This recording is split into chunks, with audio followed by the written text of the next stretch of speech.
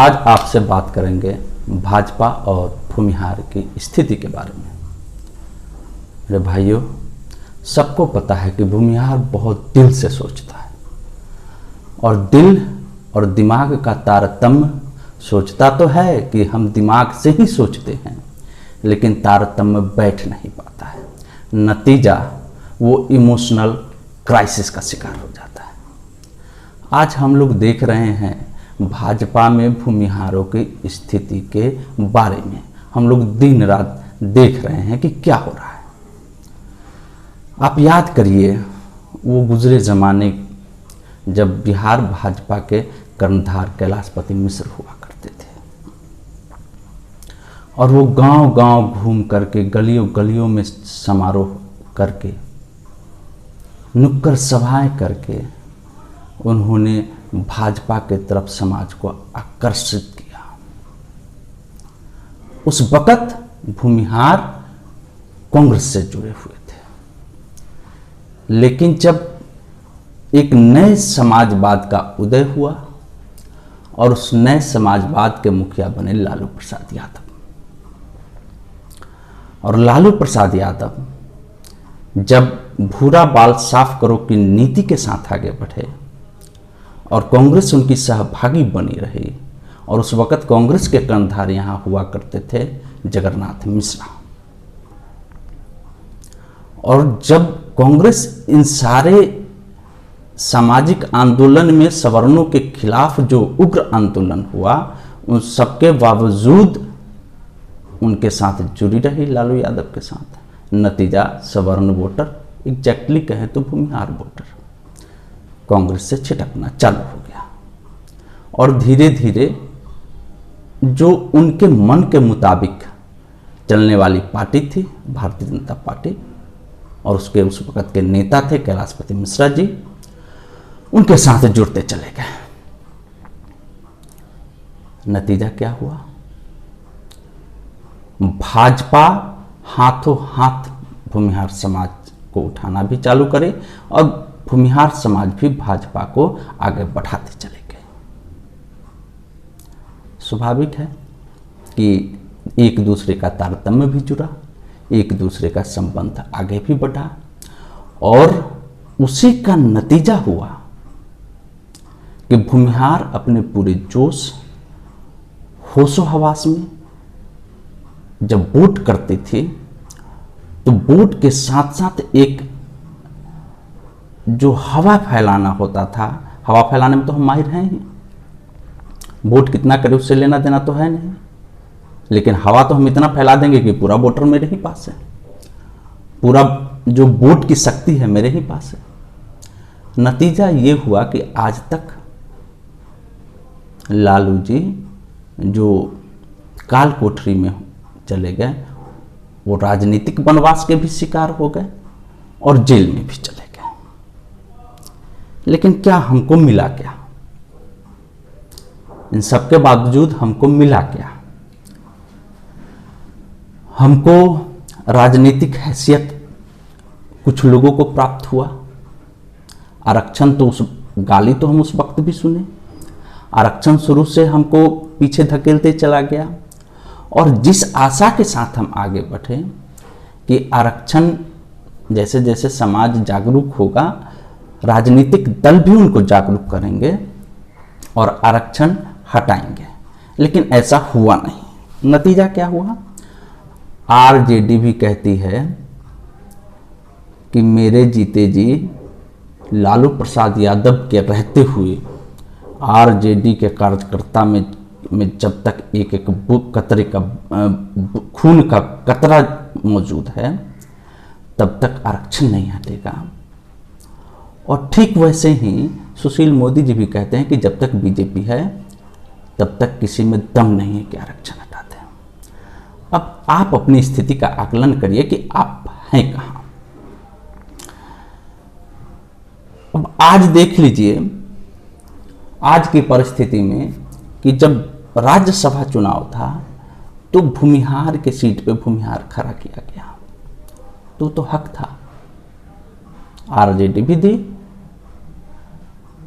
लेकिन जब विधान परिषद का चुनाव हुआ तो भूमिहारों की सीट पर कुशवाहा और दूसरे अति पिछड़ा समाज के लोगों को टिकट दिया गया।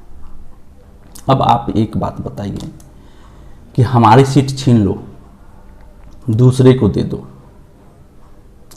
एक तो ऐसे ही हमको हाशिए पर धकेलते जा रहे हो, जितने भी संगठन तुमने बनाए भारतीय जनता पार्टी ने, आप हाशिए पे धकेलते जा रहे हो। तो अब आकलन भूमिहार समाज को करना है कि हम बीजेपी के साथ रहें, कि नई नवेली जो पार्टी बनी समाज के नाम पे उसको वोट करें या आरजेडी को वोट करें। अब आप इस जगह सोचिए कि अगर हम बीजेपी को वोट करें तो क्या मिलना है? वही जो मिलते आ रहा है, राष्ट्रवाद, हिंदुत्व, जो हमारे लिए तो प्राण प्रिय है और उसके साथ हम लोग जीना मरना भी चाहते हैं, लेकिन समाज को खोना भी नहीं चाहते। समाज हमारे लिए अमृत है और उसके बिना हम विस्मरण कर नहीं सकते हैं। चाहे लाख गलतियां करिए, और समाज अगर आपके साथ है तो आप सब कुछ लगेगा कि पॉजिटिव है, और अगर समाज आपके साथ नहीं है तो आप गलतियां न भी करें तो अपने आप को गुनाहगार पाएंगे। तो आप अगर बीजेपी को वोट करते हैं तो बीजेपी में तो यूज एंड थ्रो पॉलिसी है कि जिस वक्त चुनाव है भूमिहार समाज के 2 नेता को उठाना है, 4 नेता को उठाना है, भूमिहार विधानसभा लोकसभा उसकी लिस्टिंग करनी है और उनको वहां पे कैंपेनिंग कराना है। और फिर जब चुनाव खत्म हो जाए और जब उनको कुछ देने की बारी आए तो उस वक्त फिर हम दूसरी बात सोचते हैं। सोचिए, फिर आरजेडी की तरफ जाते हैं। तो आप ये देखिए कि जो व्यक्ति, गांव समाज में भी हम लोग देखते हैं कि जो फ्रंट लाइन पे दुश्मन है,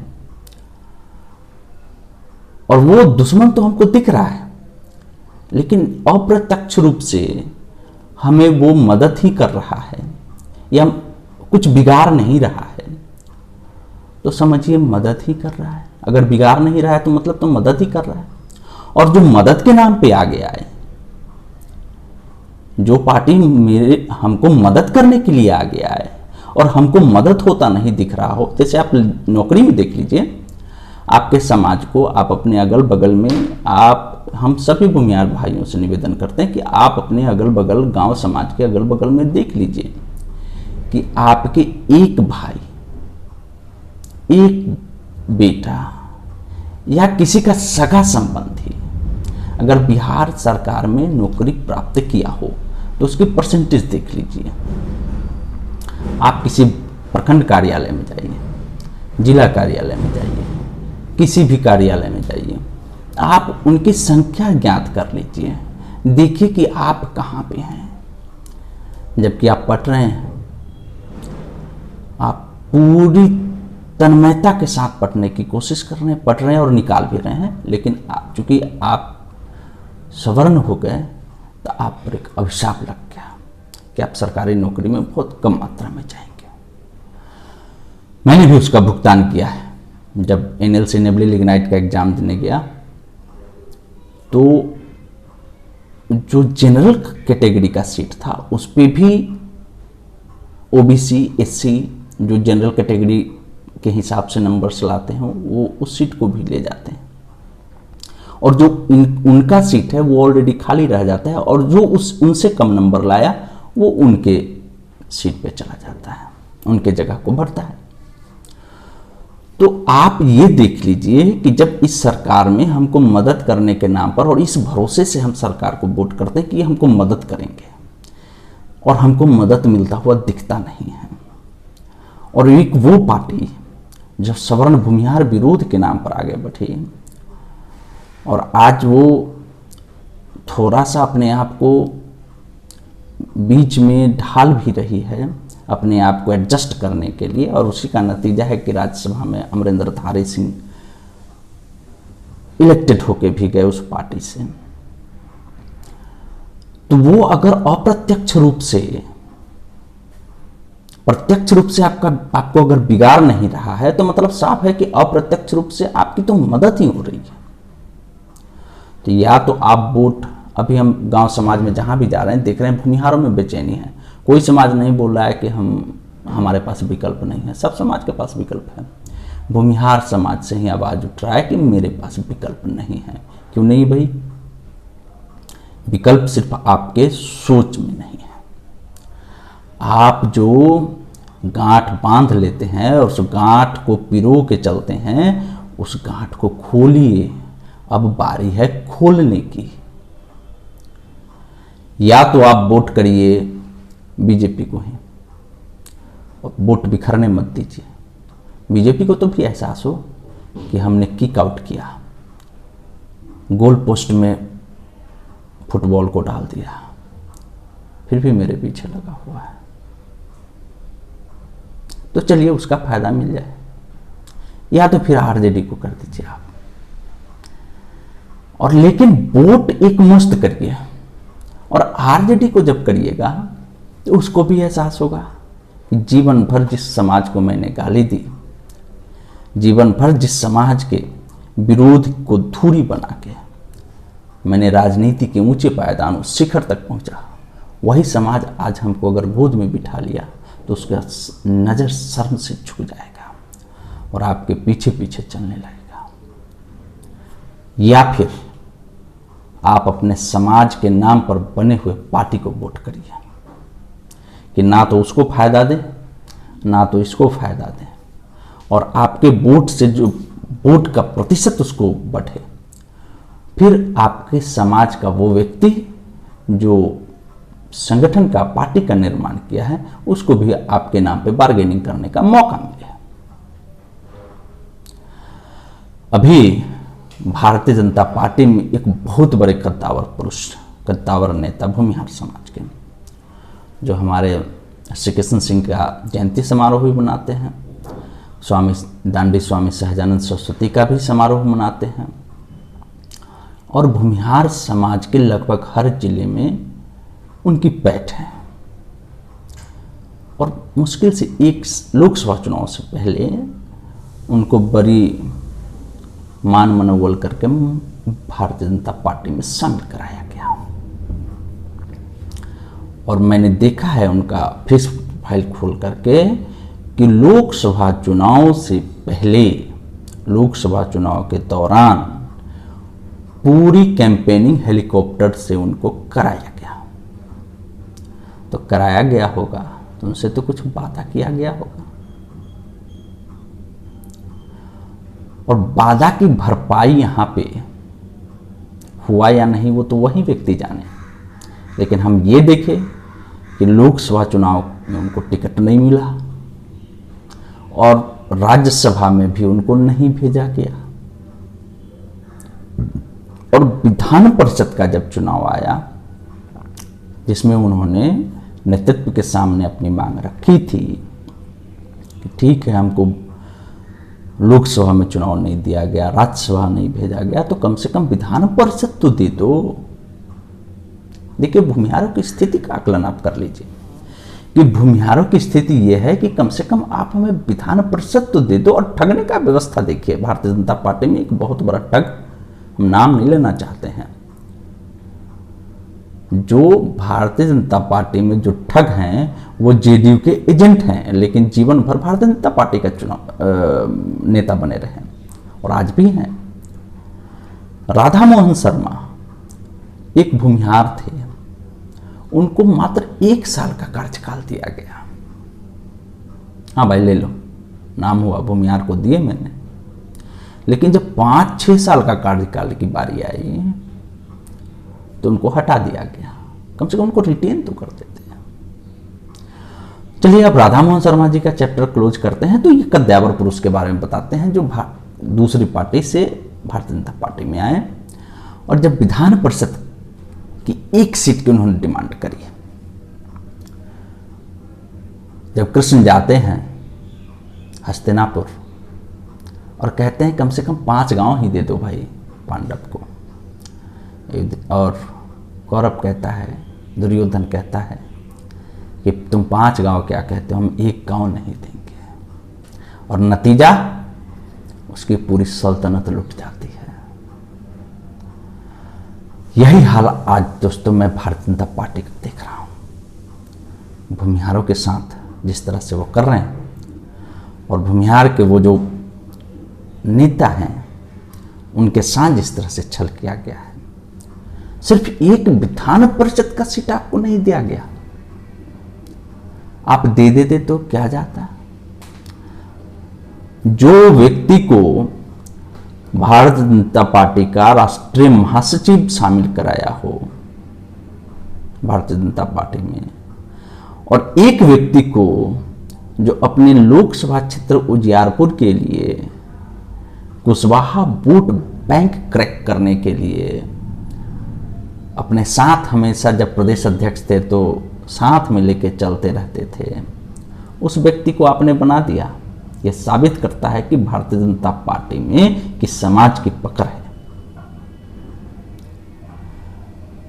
और जो व्यक्ति पूरे लोकसभा चुनाव में गांव गांव, गली गली, मोहल्ला मोहल्ला, शहर शहर, नगर नगर घूमा, उस व्यक्ति को आपने टहला दिया। आपने भूमिहार समाज को टहला दिया। इसलिए सोचने की बारी अब भूमिहार समाज को है कि आपको कहां जाना है। और मैं मान्यवर नेता जो भी हूं, जो भारतीय जनता पार्टी में ठगाते जा रहे हैं, आज वो ठगाए हैं, कल किसी और की बारी है। डेफिनेटली मैं कहता हूं अगले लोकसभा चुनाव में आप देखेंगे कि जो व्यक्ति अभी भूमिहार के स्वयंभू अलंबरदार हैं, उनकी भी टिकट जाएगी, उनका भी टिकट कटेगा। तो एक वोट निकलता है दूसरे और भी कास्ट से, समाज से, कि सब भूमिहारे को दे दिया जाए। कहां मांगे बताओ, कितना भूमिहार है? अपना भी जो समाज के जो व्यक्ति हैं और जो नेतागिरी करते हैं, अपना वोट परसेंटेज देख लें और भूमिहार का वोट परसेंटेज देख लें, उसी के आधार पर आकलन कर लीजिए। हर विधानसभा में भूमिहार का वोट गिन लीजिए, उसी के आधार पर आकलन कर लीजिए कि भूमिहारों की स्थिति क्या है। तो दोस्तों, मेरा एक स्पष्ट सोच ये था कि हम भूमिहार को अब थोड़ा सोचने की बारी आ गई है। अब आप पुरानी व्यवस्था बना के रखेंगे कि हम जो हमारे दादाजी करते आए वही हम करते चलें, तो फिर दादाजी जमींदार थे और आज हम मजदूर हो गए। तो अब मजदूर से जमींदार आप कुछ वैचारिक लचीलापन जब लाएंगे तभी हो पाएंगे, और वो लचीलापन आपको लाना ही पड़ेगा। जब आप सोचिए कि भारतीय जनता पार्टी के डिसीजन मेकिंग बॉडी में जब भूमिहार समाज का पूछ नहीं है, आपको उसका उदाहरण दे देते हैं कि अभी वर्चुअल मीटिंग हुआ अमित शाह जी का, सोशल मीडिया पर वो फैल भी रहा है, सर्कुलेट भी हो रहा है। अब आप देखिए कि उनके दिल्ली में उनके मंच पे सभी कास्ट के लोग बैठे हुए थे, इवन ब्राह्मण, राजपूत, सब लोग। लेकिन आपका भूमिहार का नेता नहीं था, वो बेचारे एक केबिन में बैठ के अपना वर्चुअल मीटिंग लैपटॉप पे देख रहे थे। और बिहार में जो हमारे नेता थे वो भी अपने घर में लैपटॉप पे देख रहे थे, जिनको हम लोग नेता मानते हैं। तो जब डिसीजन मेकिंग बॉडी में आप हैं नहीं, आप यूज एंड थ्रो पॉलिसी पे चल रहे हैं, आपको यूज किया जाता है, फेंक दिया जाता है, तो जो फेंके हुए है उसी के साथ हम क्यों नहीं सकते हैं? आप यकीन मानिए, निगेटिव पॉजिटिव जब होता है तो वहां पूछ नहीं है, उसमें चिंगारी नहीं आता है। और जैसे ही आप निगेटिव पॉजिटिव के वायर टच कराइए, लाइट जल जाता है, प्रकाश पुंज फैल जाता है, पूरे माहौल में प्रकाश फैल जाता है। तो आप निगेटिव पॉजिटिव के साथ जुड़िए, ये मेरा आग्रह है। अगर आप पॉजिटिव हैं, वो पार्टी निगेटिव है, तो आप जुड़िए और प्रकाश फैलाइए। आप जुड़िए और अपने समाज को आगे बढ़ाइए, उनको भी एहसास होगा। यानी निगेटिव पॉजिटिव मिलने से ही आप आगे बढ़ सकते हैं। पॉजिटिव पॉजिटिव मिलने से तो मृत प्राय हैं। यानी आपकी सोच पार्टी की सोच एक है, तो आप मृत प्राय हैं, आप आगे नहीं बढ़ने वाले। धन्यवाद।